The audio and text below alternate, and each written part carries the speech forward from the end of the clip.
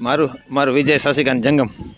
આ વિસ્તાર લક્ષ્મીનારાયણ નગર 2 છે ને આમાં સમસ્યા તો હવે ઘણી બધી છે, પણ હવે બધી આપણે કહેવા જઈએ ને તો બહુ તકલીફ જેવું કામકાજ છે. લગભગ 5 જેમ રહેવા આવે ને 10 વર્ષ ત્યાં, એમાં અમે બધા આખા કોલોનીવાળા અરજી નહીં કરી, ઘણી બધી કરી છે. અહીંયા જરાક થોડોક વરસાદ પડે છે ને તો આ રસ્તા બ્લોક થઈ ગયા ને અહીંયા કને અવર જવર પણ બધી બંધ થઈ ગયા છે.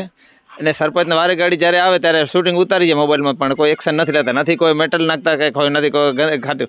ને બીજી અહીંયા સાંજ પડે ને એટલે 60 થી 70 અહીંયા ગાયો આવીને રસ્તા ઉપર બેસી છે. આમાં સારા સાંજના ભાગમાં બહાર નીકળવું મુશ્કેલ થઈ છે. એ પણ અમે અરજી કરેલી છે પંચાયતને, પણ કોઈ એક્શન નથી લેવાના. હા, સરપંચના પતિ મંજીભાઈ.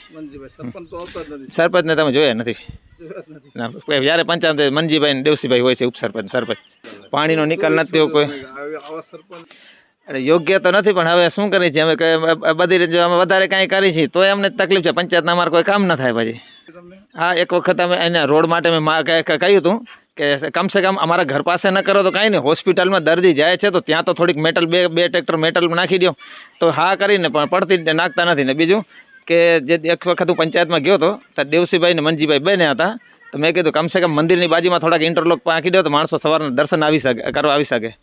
તો એ કહે કે બિનખેતીનો એ કે કરેલો ને એનો બિલ જે બિનખેતી કરે એ નાખે કે અમે પંચાયત ન નાખી, એવો જવાબ આપ્યો હતો. પછી મેં કીધું સારું, આખા ગામમાં બધા સરકારી પટ તો ક્યાંય નથી, બધે બિનખેતીમાં નાખે જ છે, અમને એવો જવાબ આપે. એટલે પછી દાંત દે નહીં, એટલે પછી જાજી પછી મગજમારી કરવામાં છે. અરજી ઉપર અરજી કરી કે અરજી કરી જાઓ.